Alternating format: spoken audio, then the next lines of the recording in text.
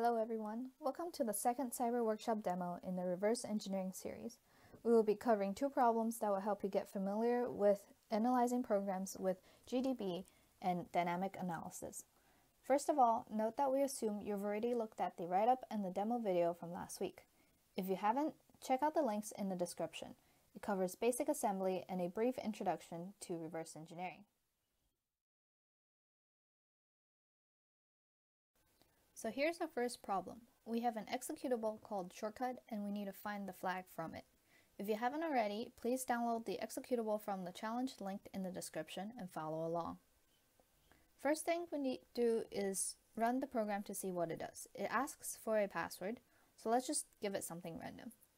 And we get an incorrect message. Okay, we probably need to figure out what the password is to get the flag. I'm going to try a couple other commands to see what else the executable can tell us before even running the program. By running file shortcut, we can see that it's an ELF binary. Since it's an ELF binary, we can look at the global variables by running objdump -s -j .data shortcut. Okay, there's a fake flag, not very useful. We can also look at the strings and functions used in the program by running objdump -s -j .rowData shortcut. Here we can see the prompt and the incorrect message as well as a success message that confirms that we need to find the password to get the flag. Next, let's see what the disassembly looks like. So I type in objdump -d shortcut, and whoa, there's quite a bit of instructions here. You can try to figure out exactly what the program is doing line by line, but with GDB, you won't really have to. But let's take a look anyways. We got a pretty long main section here, as you can see. There's a lot of function calls, and we can figure that out as we go in GDB. There's also an average helper function and some other stuff that is used in the executable, including strcomp, and let's see what else. There's a strcopy. Okay, interesting. Well, let's just try to run it in GDB and see what happens.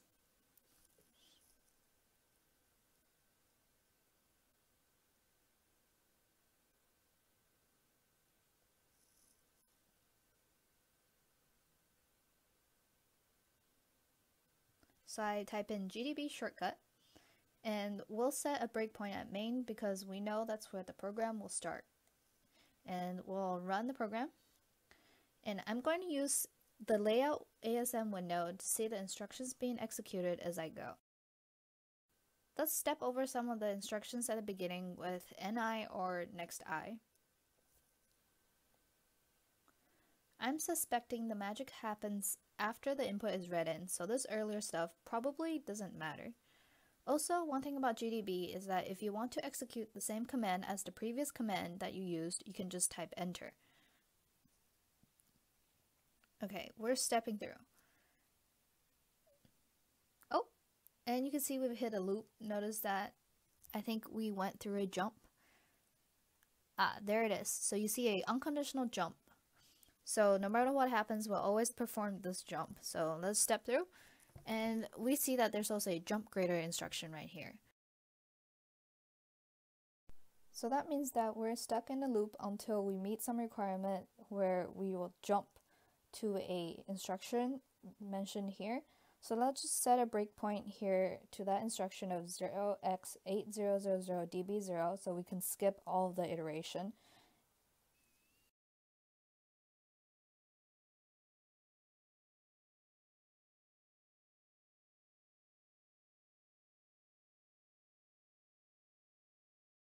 And we can see the original what's the password prompt from the executable being printed. And we also see that our screen got a little messed up. No worries, we'll just type a refresh to fix the screen. Okay, so what happened was that these couple of lines of instructions got the password prompt string and then printed it out. After that, we also see some other string manipulation functions And now we're being prompted for input. So I'm just going to type in whatever again. And now we'll need to do refresh again because it messed up the window.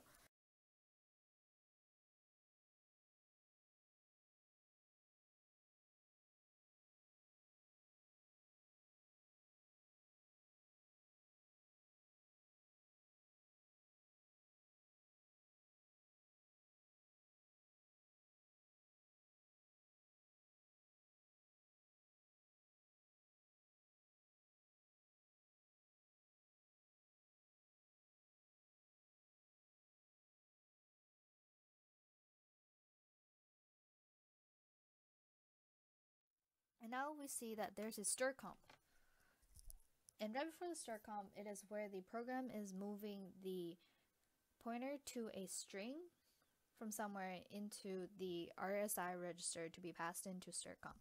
And since stir comp takes in two pointers to two strings to be compared, we can guess that whatever string is stored at the location in RSI is the string that we want since it's comparing against our input. We can check the contents by typing info reg RSI and get 0x8202010, which matches what the disassembly tells us.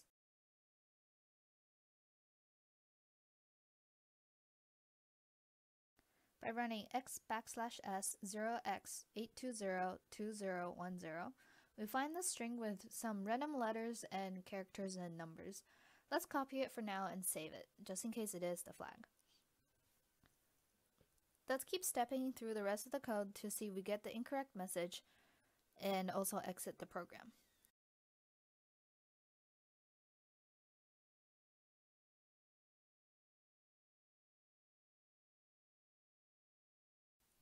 Sure enough, we jump to a different section in main and we also get the incorrect message printed out. Okay, I'm pretty sure that the string we got is the flag then, since that was where the comparison happened. We're going to quit GDB and we'll just rerun the program with the copied string.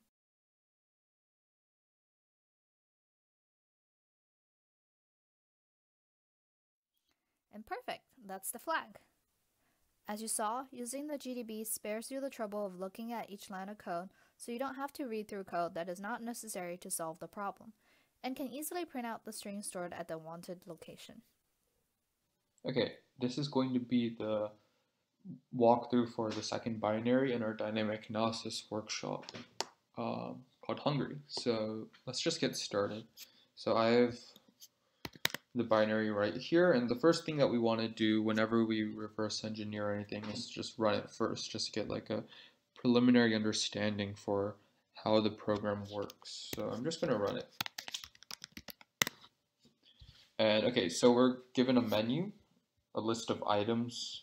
I don't think these names matter that much, but the letters do. So basically each item in this list is labeled with a letter, and then the program asks us to give a string of letters with no spaces, all lowercase. And okay, so let's just enter a bunch of stuff.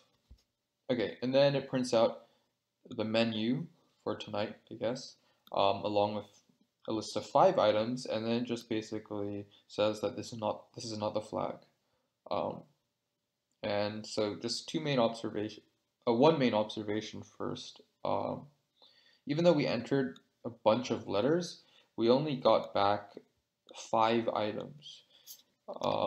So like for example, let's say we entered the same first 5 letters again this time, but not anything else.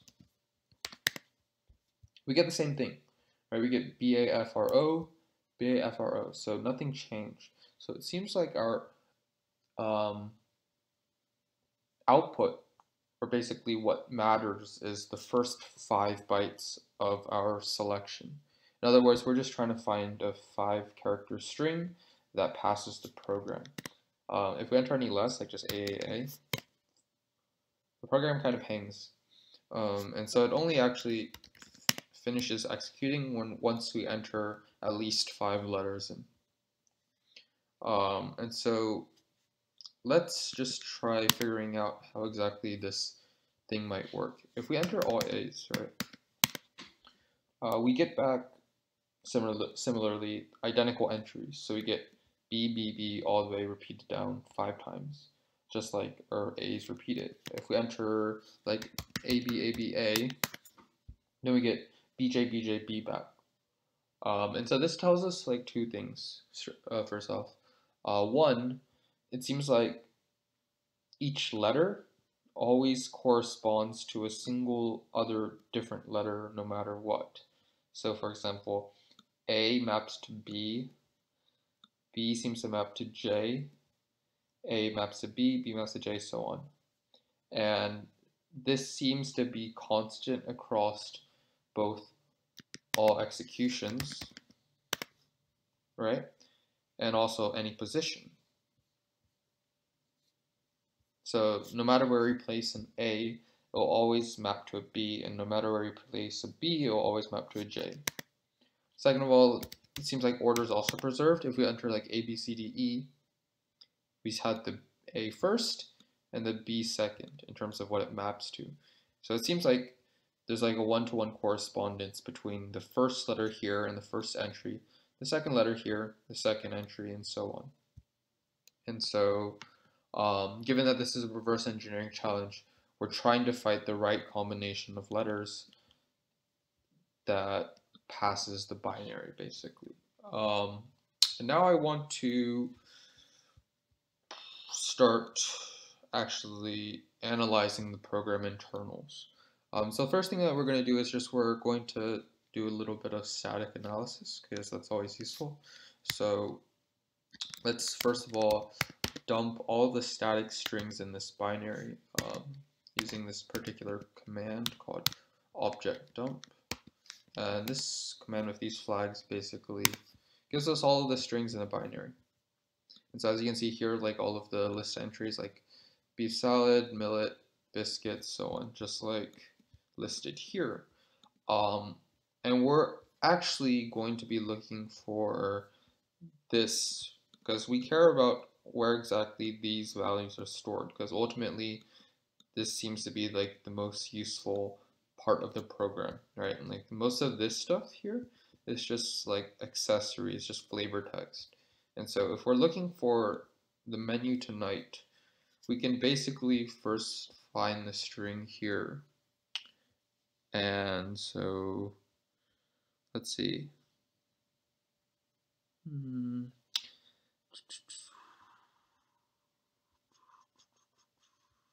Right, okay, the menu tonight. So we found the string, and now given its position here, it seems to start right about here, right? TH, TH, and then so on. And then right, you know that it's the start of the string because right before it is a null byte, which is kind of like a string separator. So all of these strings are all separated by null bytes, and so this is the same. And we can say that our string, the menu tonight, starts at the address.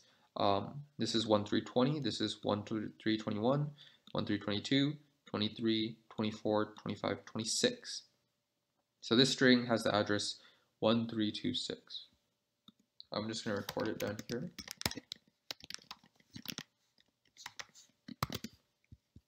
Okay, because that'll be useful in the future. Let's also dump the actual assembly instructions of the binary, and we can do it using this flag -d.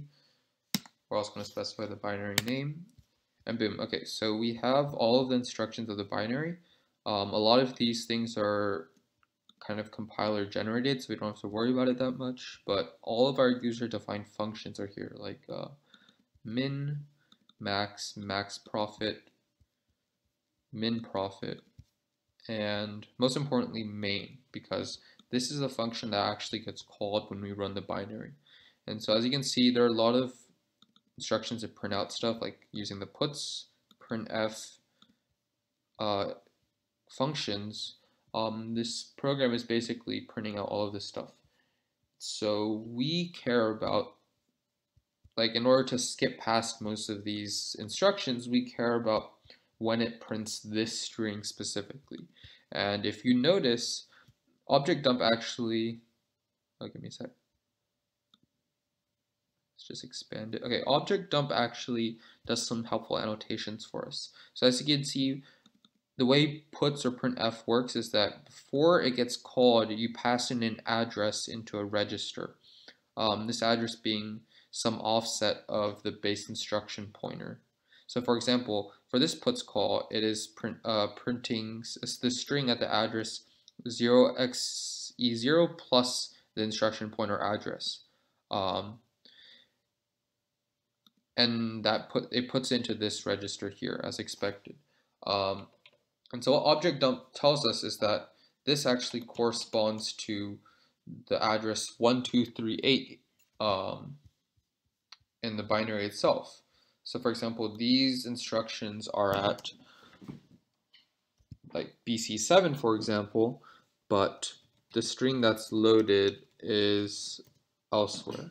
And so actually, like for example, if we want to calculate exactly what it is, our instruction pointer should point here, like BD8, and we're offsetting it by 0x699.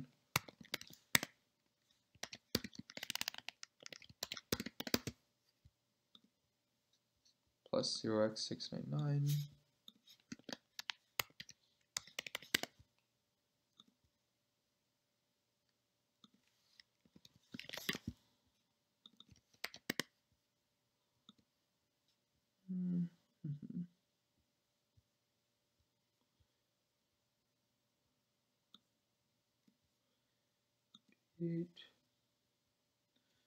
B3, so it's 1271, which RIP might be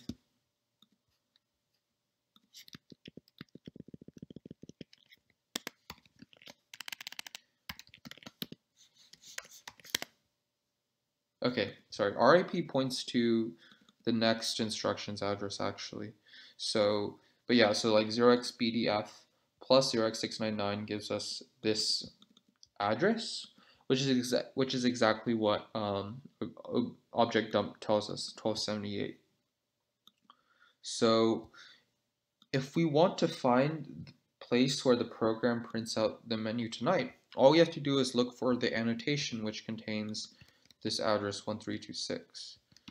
So if we just look, okay, it only appears at one spot, which is here at C60.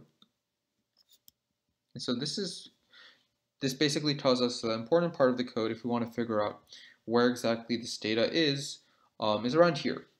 And more specifically, we actually want to find the place where it prints out each item, right? And I imagine it's in some sort of loop to print all of them out.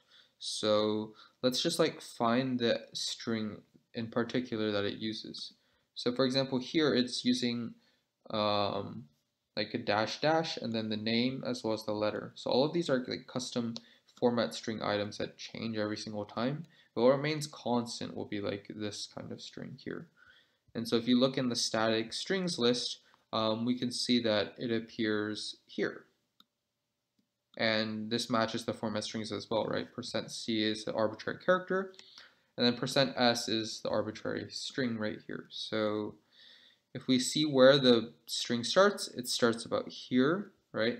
Right after this null byte again, and there's like 4 spaces, just like here where there's 4 spaces before we get to the parentheses and the rest of the string. So we can say that this string's address is 1260, 1, 2, 3, 4.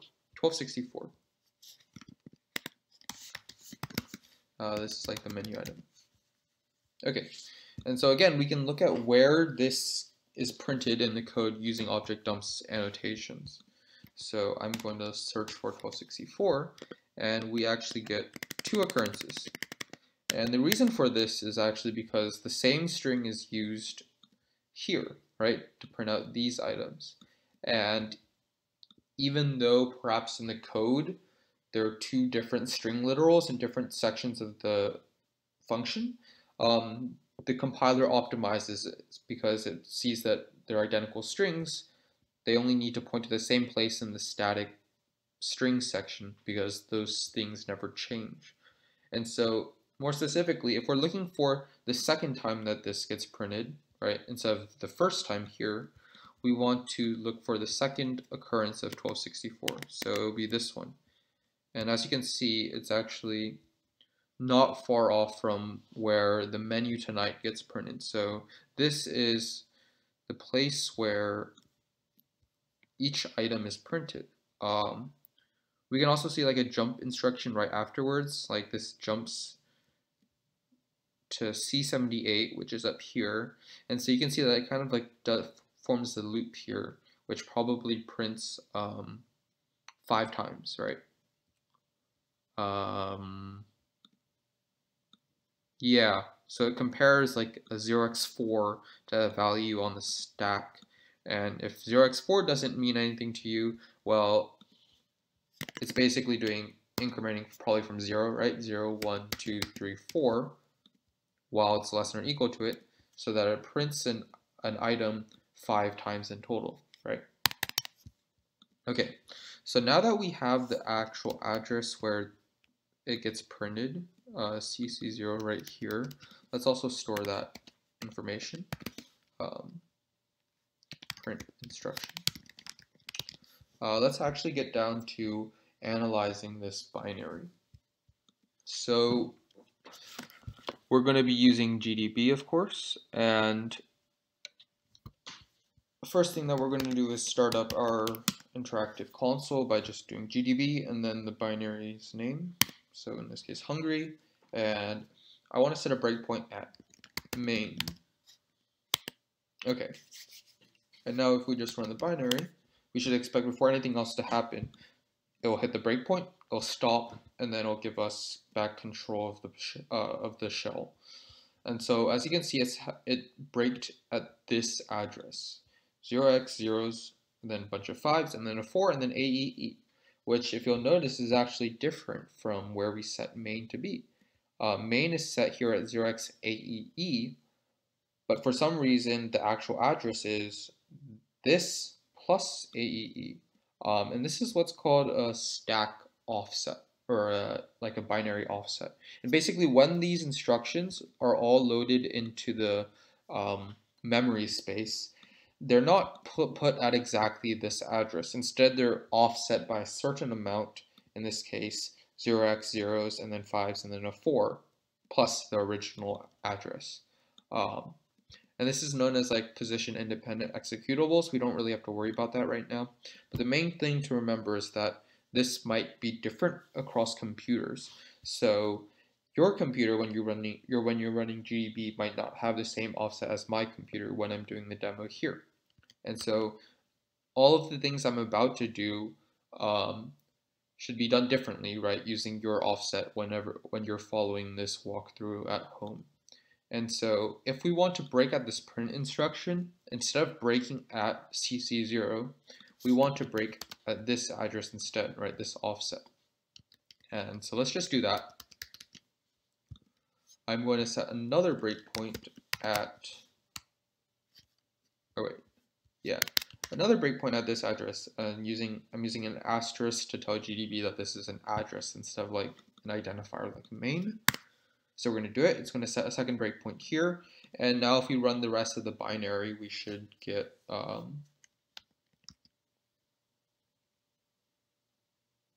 continue, right? We should just get the prompt again. I'm going to enter like AABBB. And so already we should expect the output to be BBJJJ, right? Because that's what those letters map to. If we enter that, cool. We enter a breakpoint here. And as you can see, right before we enter the breakpoint, it printed out the menu tonight. So we're basically about here in the binary. Okay, so now that we're here, what do we want to do? Well, we know that one of the arguments into printf is RDI, and that specifies the address of the string literal, right? If you imagine what a printf function looks like, it kind of looks like this. We have like our format string, and then after that we have some arguments. Okay, and we care specifically about the first argument because that's the actual character. And so that first argument is going to be the second one overall in the printf function, and that's going to be, let me just label it here. This is %RDI, And so typically the second argument is always %RSI. Okay, and so if we want to look at where this character is, we need to look at the RSI register.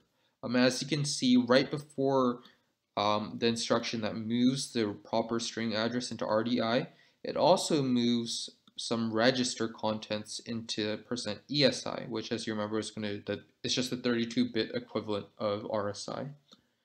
And so if we want to print what's currently at the registers in GDB, all we have to do is use a command called info registers.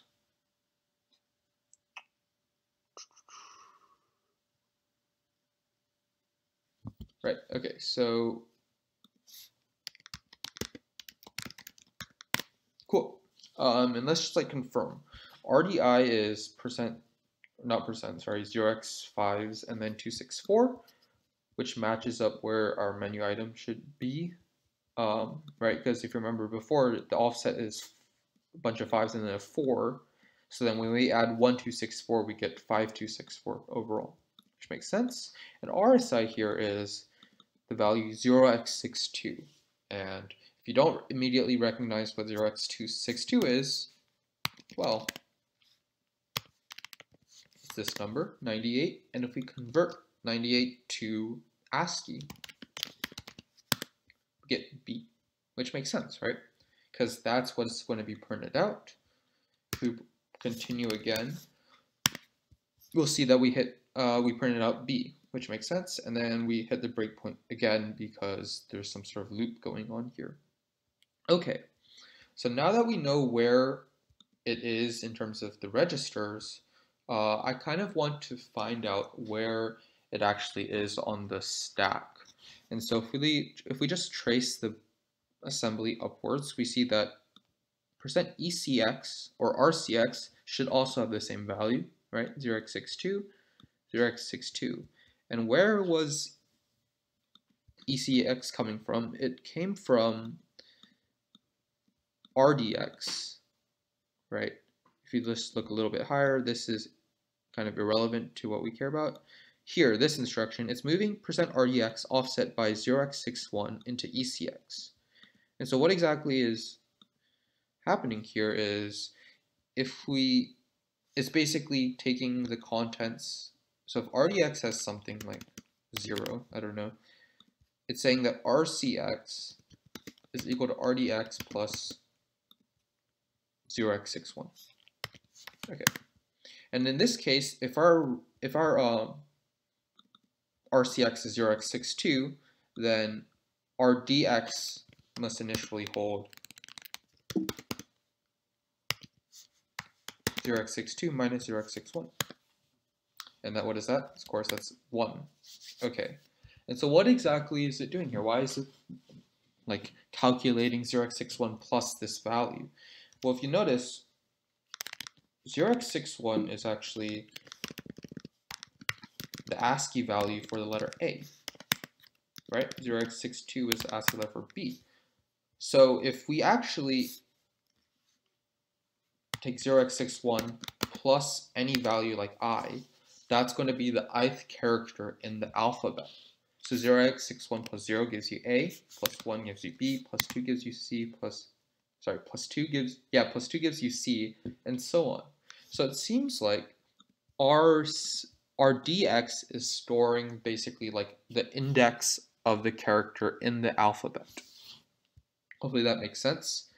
If we look at RDX, oh wait, it changed because RDX here, once we moved 0x61 plus RDX into ECX, it actually changed to, they moved the contents in RX into RDX, and now RDX is different. But if we further see where RDX came from, well, if we just move one instruction before that, we see that it moved some offset of RBP into RDX. Okay, and what exactly is RBP? RBP is it's the register that holds the base stack pointer. And if you remember, the stack holds all of our temporary data, like all of our local variables.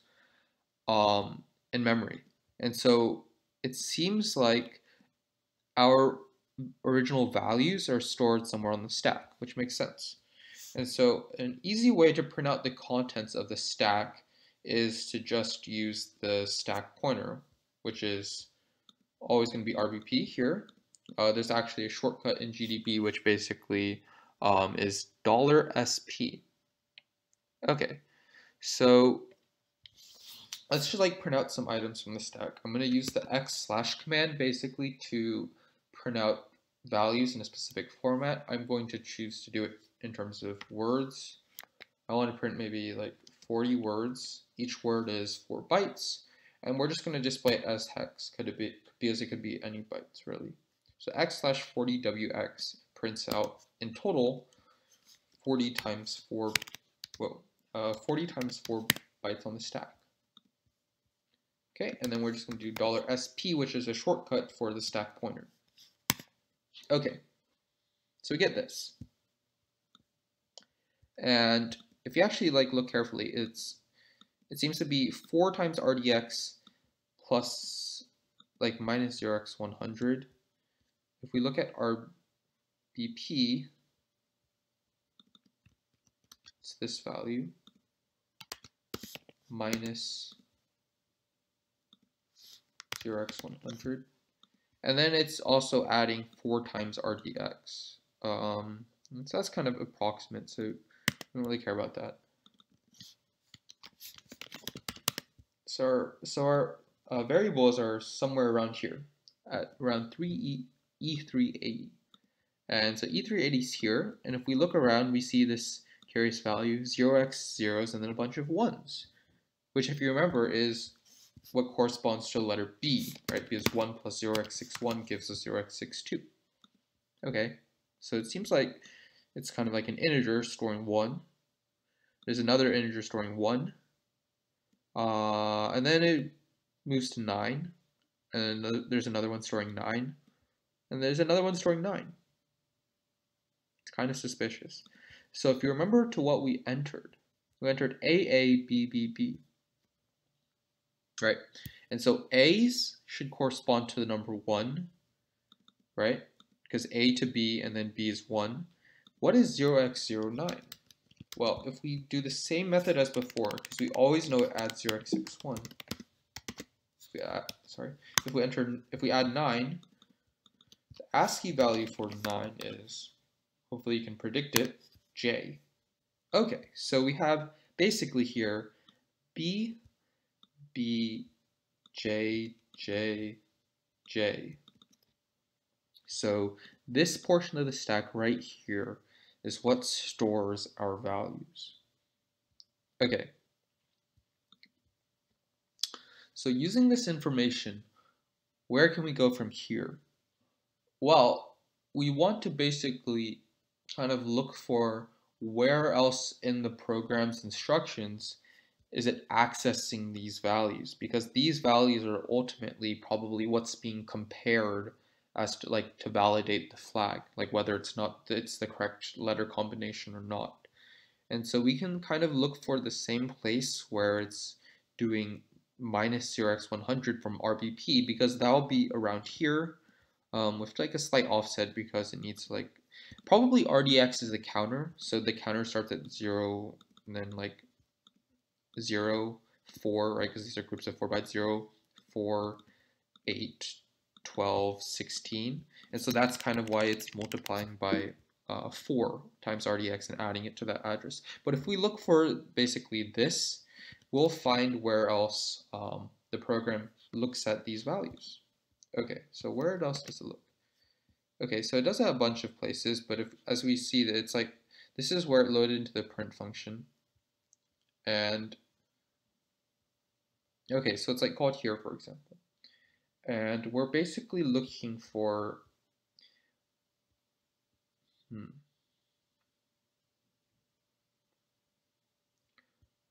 I also want to see where the next thing is printed, because we know at this point, when it prints yuck, that it's over. We already failed the program. So where exactly is yuck?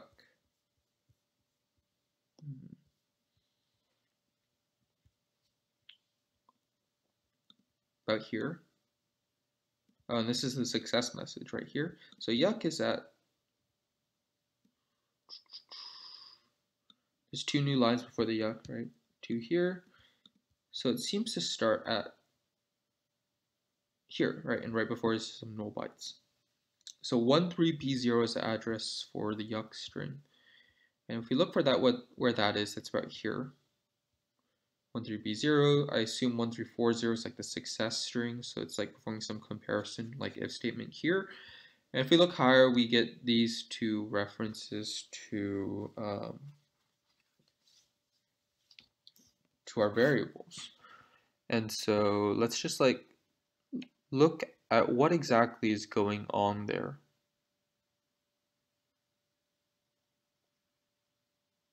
Okay. So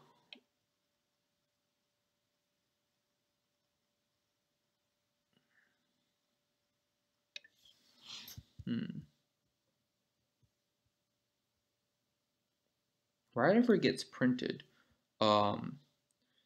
this occurrence moves into %edx, then it moves something else into EAX.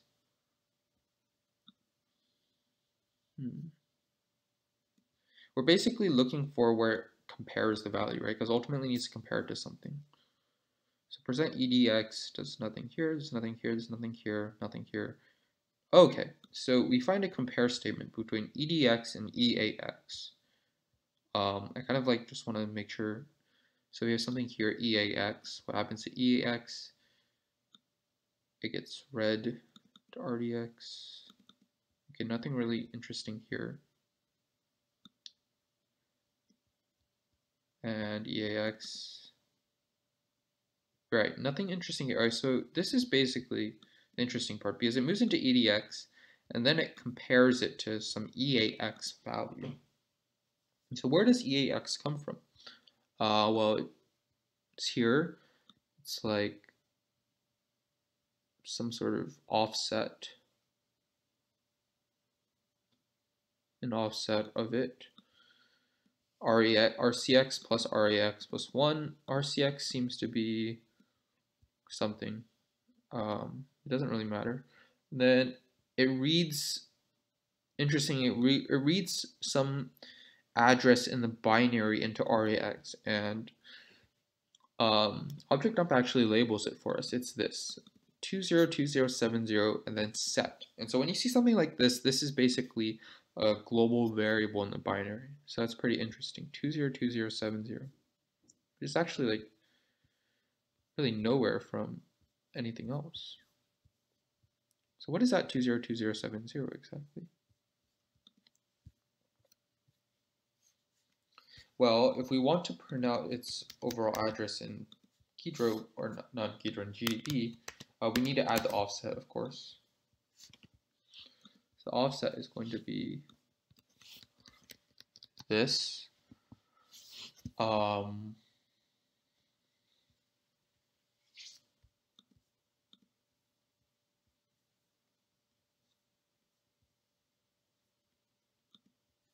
Plus this and then 000, right? Okay, so we get this address. And again, I just want to print out a couple of things there. So like 40 words. Whoa. X/40WX star.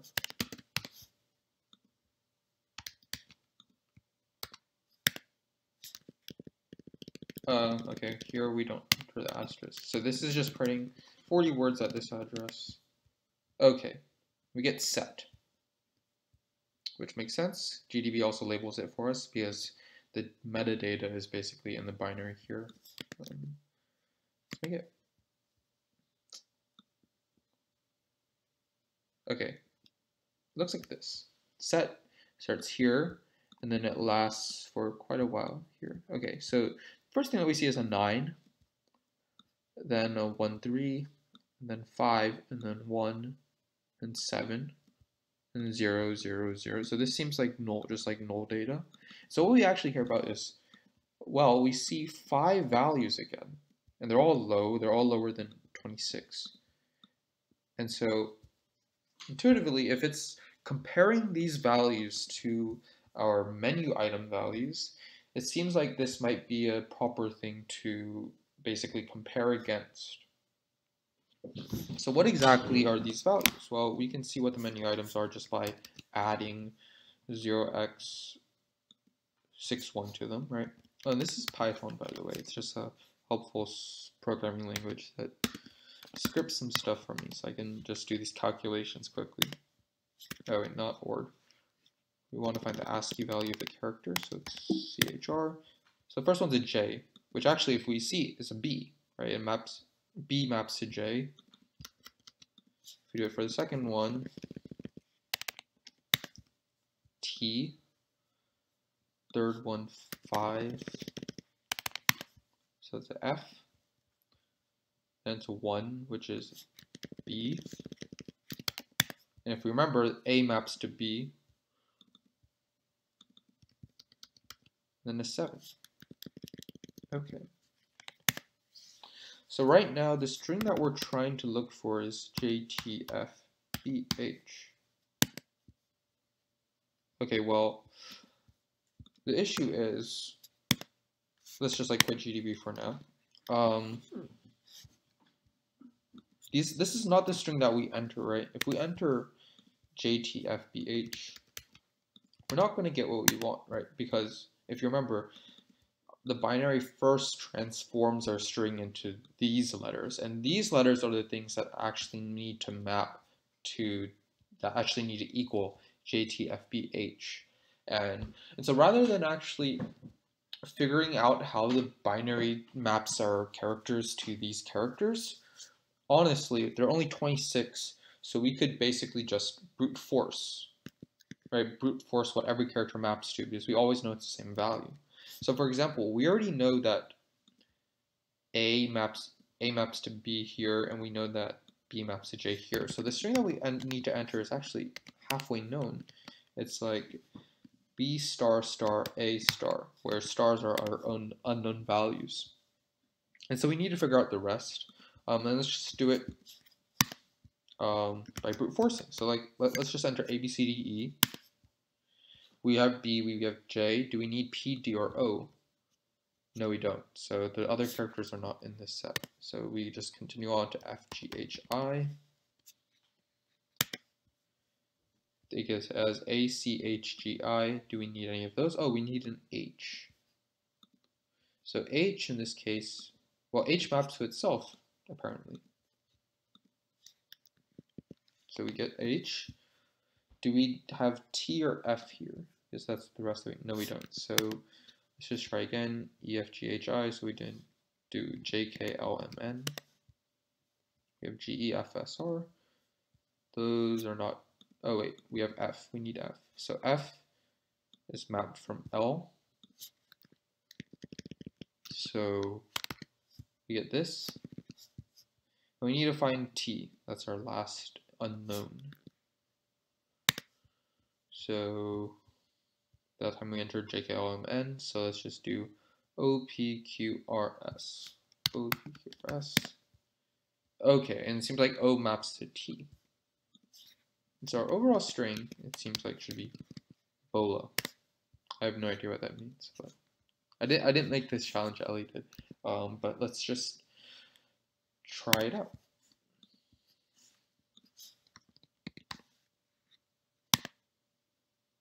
Great. Okay, so the program says that we succeeded. Wow, amazing. It must be a 5-star chef. And this is the flag. And it says to encase it in the standard syntax for flags, which is just flag and then curly braces. So our final flag for this challenge would be this, which I don't know what it means, but yeah, if you submit it to our ACM Cyber website, you'll get points for the challenge. And so I guess the main takeaways is like, the primary thing is that we really didn't know what was going on in this binary, right? There's a lot of things that we didn't really know, Like for example, we never touch this min function, this max function, min profit or max profit, right? Oh, wait, oh, here's the set global variable actually. Oh, wait, no, it's not, it's a label. But yeah, we never touched those functions. We never even really touched all of main. All we did was look for kind of intuitively follow where the